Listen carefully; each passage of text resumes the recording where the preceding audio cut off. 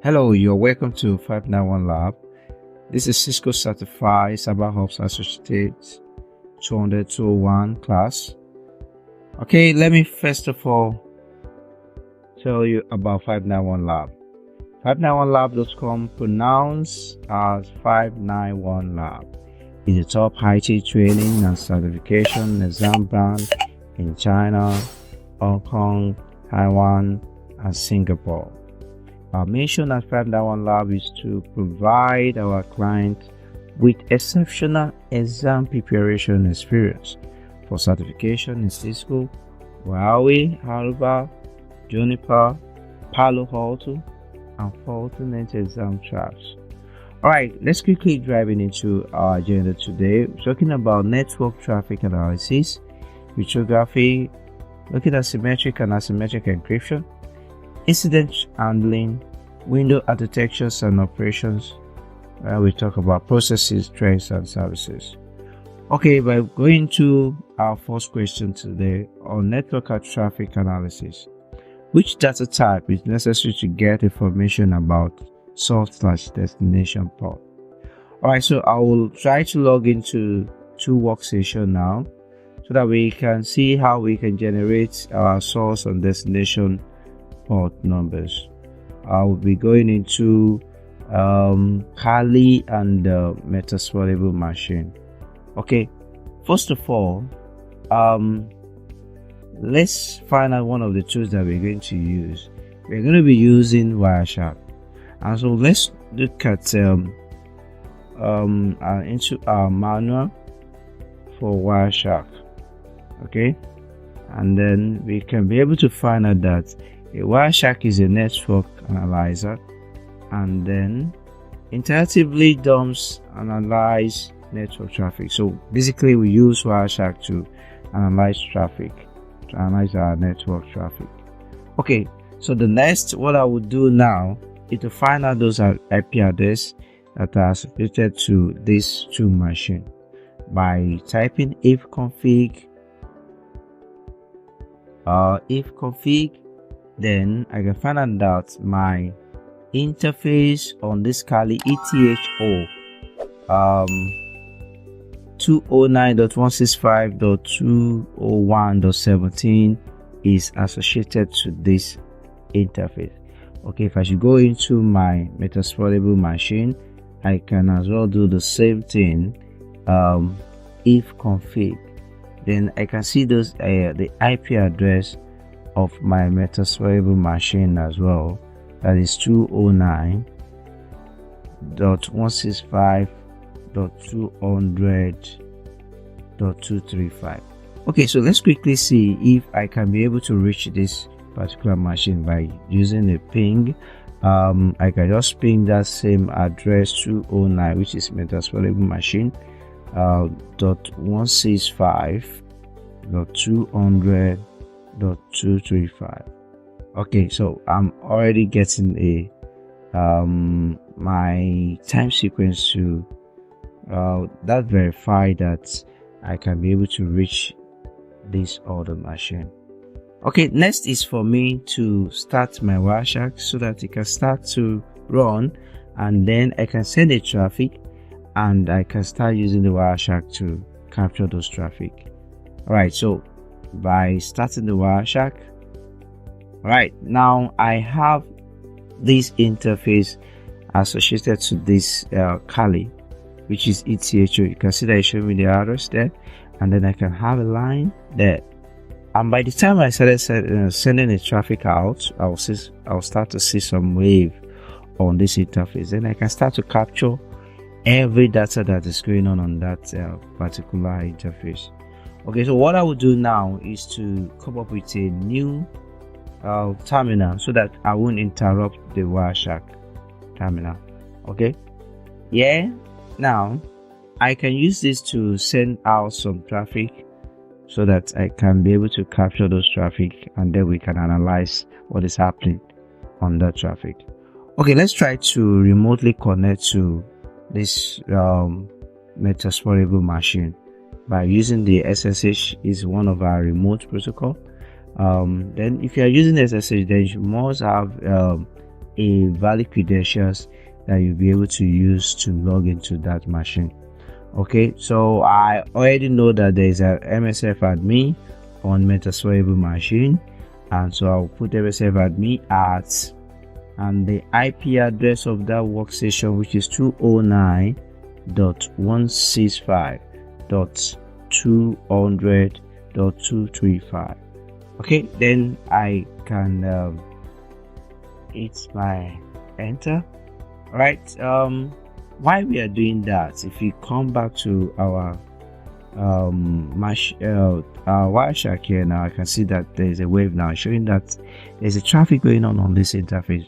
So I will just click on it, and then I will start to capture what is going on. Okay, and now if I should come back here, okay, you can see now it's asking me for my password. Okay, so I'll put my password MSF admin, right? So once I've done that, now underneath here you can see that already I have some information going on that particular traffic that I just sent. Okay, and then you can look here now that I have a new prompt. I have routes at Cali. Now it has changed to MSF admin at Metaswable. Okay, now where we are going now is to check what our Wireshark has captured now, and then you must take note that we are actually getting all this information from the data that is going out of the connectivity of this ETHO.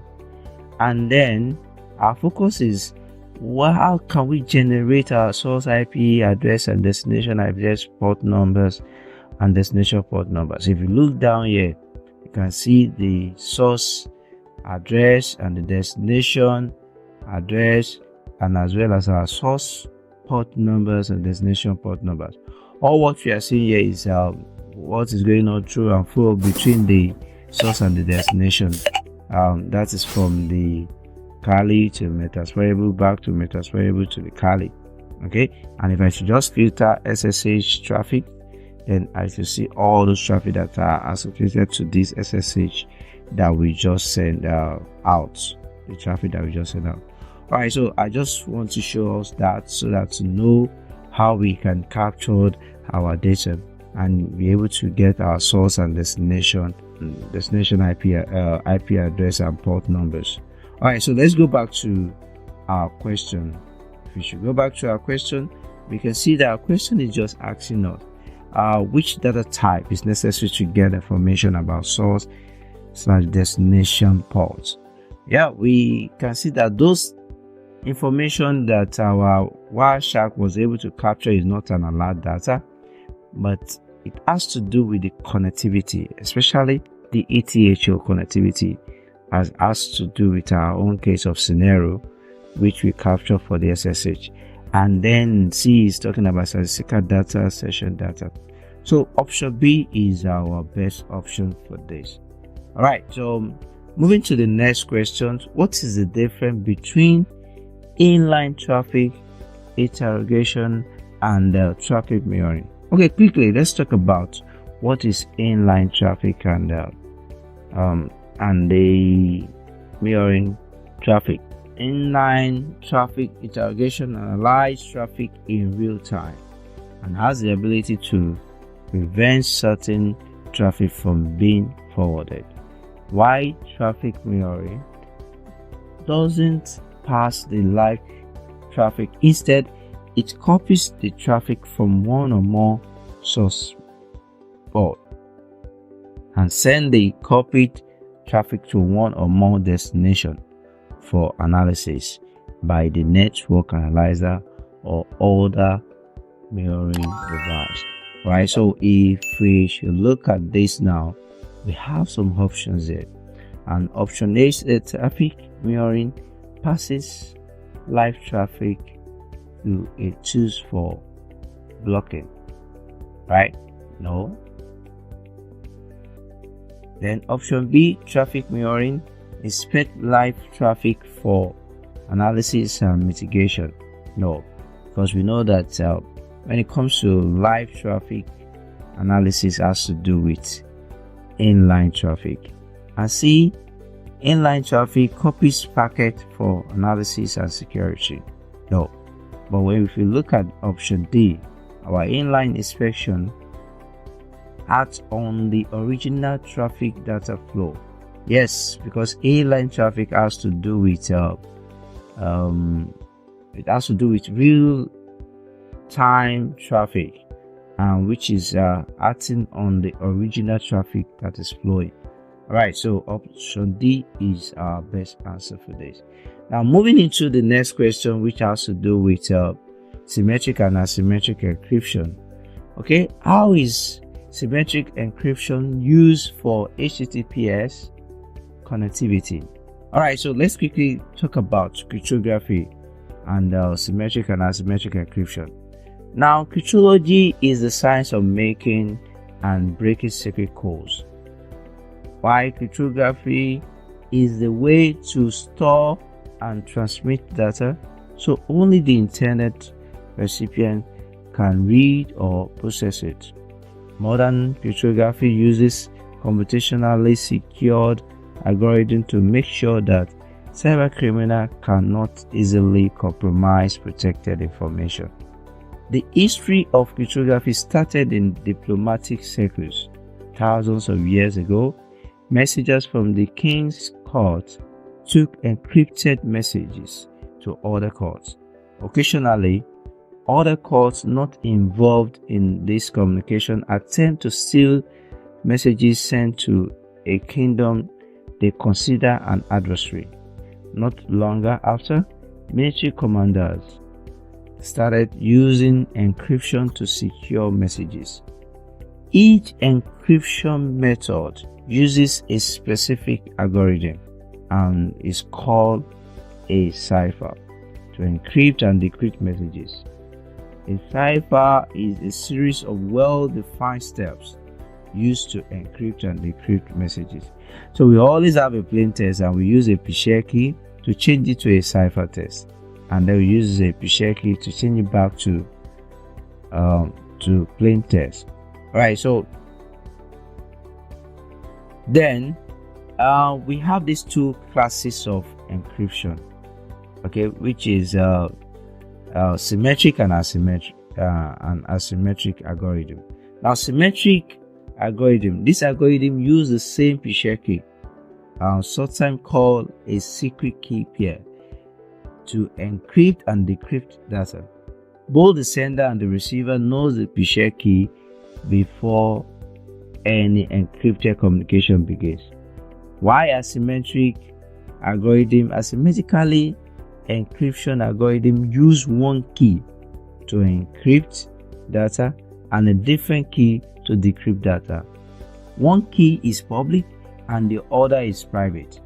In a public key encryption system, any person can encrypt a message using the public key of the receiver, and the receiver is the only one that can decrypt it using the private key. Parties exchange secret messages without needing a P-share key. Asymmetric algorithms are more complex. These algorithms are resource intensive and slower to execute. So when it comes to symmetric algorithm, it uses a one P-share key for both encryption and decryption. While asymmetric makes use of two keys, public key for encryption and then private key for decryption, and that private key is not exchanged from the two parties. Alright, so that's for that. So if you come back to our question is just straightforward. How is symmetric encryption used for HTTPS connections? Okay, so it's just direct. The symmetric key is used for encryption. Can we get that? Alright, moving to our next question, which has to do with incident handling. The SOC team has confirmed a potential indicator of compromise on an endpoint. The team has narrowed the executable file type to a new Trojan family. According to NIST Computer Security Incident Handling Guide, what is the next step in handling this event? Okay, so we are talking about incident handling. So let's quickly talk about this incident handling, and then we can come back to questions so that we can have a full understanding about this incident handling. All right, so when it comes to incident handling, we have this set of team, which we call CSIRTs, and a computer security incident response team is a group commonly found within an organization that provides services and function to secure the assets of that organization, and they also respond to incidents that have already happened. They also have to do some proactive services and function as penetration testing, intrusion detection, or even security awareness training. And these CSIRTs can be internal. They can be internal in banks and universities. They can be national based or coordination center. They can be as analyst center and even a vendor teams or managed security services providers. Okay, so we can have all these CSIRTs in any of this environment. Okay, now we have this standard that was introduced by NIST, the NIST Computer Security Incident Handling Guide. Okay, so they come up with a guideline for incident handling, for analyzing incident related data, and also to determine the appropriate response to each incident. And they also recommend establishing a computer security incident response capability and creating incident response policy, incident response plans, and incident response procedure within your organization. And so they come up with a life cycle that has to do with 4 steps. And the first step of this life cycle has to do with preparation, whereby the member of the CSIRT are trained in how to respond to an incident, which they also have a proactive actions to respond to an incident whenever it occurs. And once that has been done, they move to the next stage, which has to do with detections and analysis. Through this continuous monitoring, the CSIRT quickly identify, analyze, and validate an incident. And once an incident has been detected and then analyzed, it moves to the third stage, which has to do with containment, eradication, and recovery, and thereby implementing the kind of procedure to contain the threat, eradicate the impact on the organization asset, and use backup to restore the data and the software. So whereby once they have detected, they move to this stage whereby they try to contain that particular incident so that it doesn't spread across the entire network, and find a way to eradicate it, and also try to bring back that particular affected system into its normal function. And once that has been done, they move to the first stage, which has to do with post-incident activities. Thereby, the CSIRT then document how the incident was handled, and also recommend change for future response, and specify how to avoid reoccurring. Alright, so looking at our question, you will see that the question has already been narrowed down to be an executable file, which has to be which has already been analyzed and validated that it's a Trojan family. And so we look at, and the question is asking us, what is the next step? Definitely the next step has to do with this third step, and where we talk about the containment, eradications, and recovery. And so when we are talking about containment, it ensures that incident does not continue, and different type of incident will require different strategies. For every type of incident, a containment strategy should be created and enforced. During an incident, evidence must be gathered and documented in a clear and concise manner for subsequent investigation by authority. And then eradication in this step is identifying all the hosts that need remediation, and all of the effect of the security incident must be eliminated. So thereby trying to clean up the system to make sure that all the infection have been removed, and exploited vulnerabilities must be corrected or patched so that the incident does not occur again. And once that has been done, on this same stage, we try to recover the host back to its normal function. So recovering of the host requires a clean and recent backup, or they will have to be rebuilt with installation media. All right, so if we go to back to our question, now we'll find out that the team has narrowed the executable file type to a new Trojan family, which means it has already been passed through the detection and analysis stage. And the question is asking, what is the next step in handling this event? And we can look here now. A is talking about performing forensic analysis. Already it has passed the analysis stage. And then B, collect public information on the malware behavior. Okay, we have already found out that it's a Trojan family. And then C, prioritize incident handling based on the impact. But if you look at D, which is our answer to this question, which has to do with isolate the infected endpoint from the network. Yes, and this has to do with the third stage, whereby we have to isolate that particular endpoint so that it doesn't continue to spread across the entire network. So that's what we do in trying to contain that particular incident to only affected their system. All right, so moving to our next question on window architectures and operation. An engineer must compare NIST versus ISO framework. The engineer decided to compare as readable documentation and also to watch a comparison video review.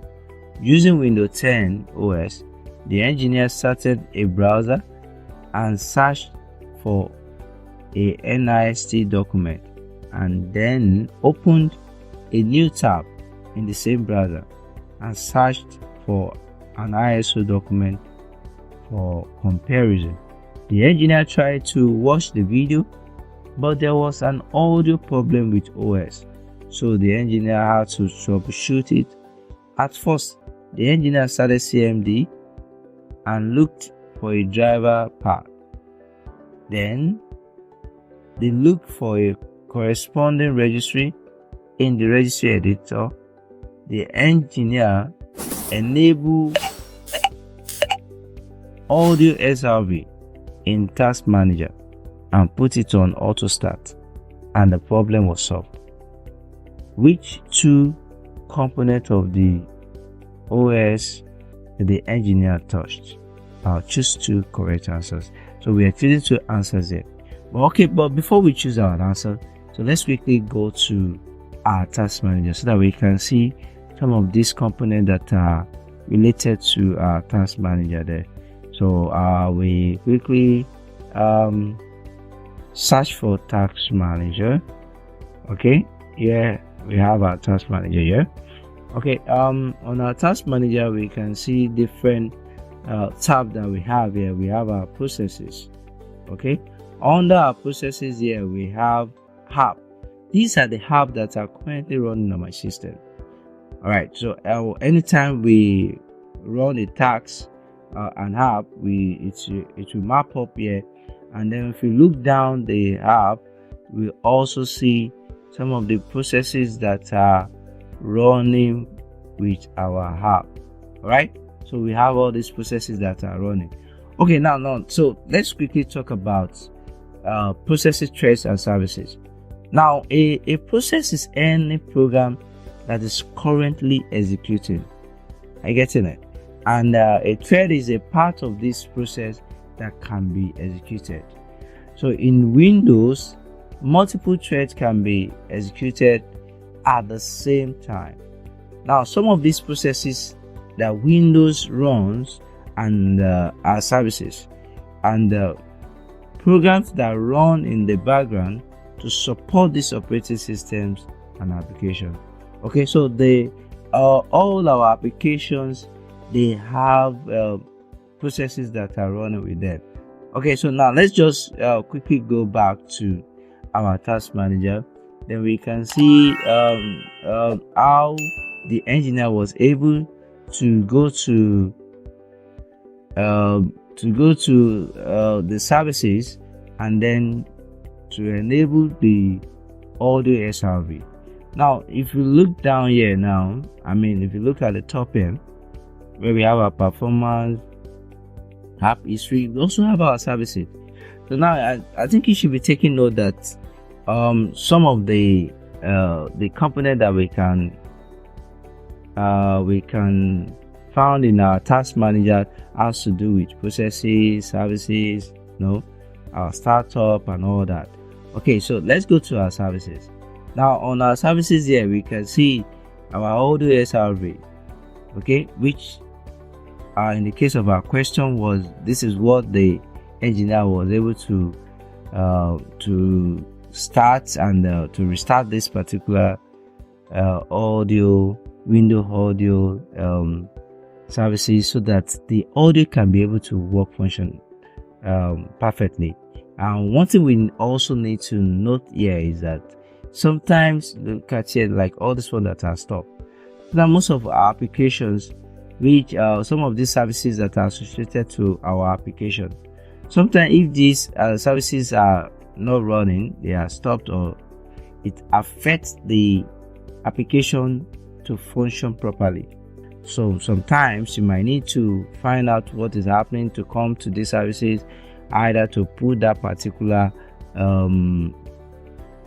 service that is associated to that application to restart it, or put it in auto start and all that. So if I should right click and then I can stop, I can restart or open, or have the details about this particular services that are running. But in case if it wasn't running, I can just restart. But if for my own case here, I have it running. Okay, so if we should go back to our question, so we can find out that from the options that we have here, we see that option A, we are asked to choose 2 answers. Now, which means the engineer was able to touch the processes and threads, and as well as services, because these are some of the components we are able to find in the task manager, but not MBR, not PowerShell logs, and not permission. Okay, thank you. And in conclusion, I want to thank you for attending today's class at 591 Lab. We hope you found these materials informative and helpful. Remember, practice is critical to mastering any new skill. So review the course content and keep practicing with 591 Lab help and support. If you have any questions or concern, please don't hesitate to contact us. We appreciate your participation and look forward to seeing you in our future classes. Have a great day.